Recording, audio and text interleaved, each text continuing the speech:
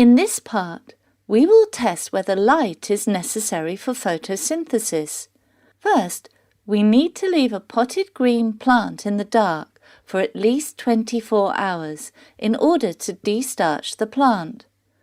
Remember to remove a leaf from the destarched plant and carry out the iodine test to make sure that starch is absent in the leaf.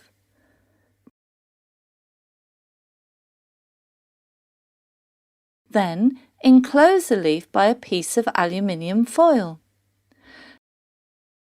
Leave the plant in bright light for about 4 hours. Remove the covered leaf and a normal leaf from the plant.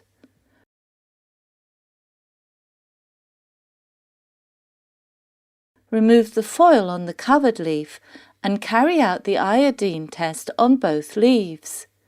What conclusion can you draw from the experimental result?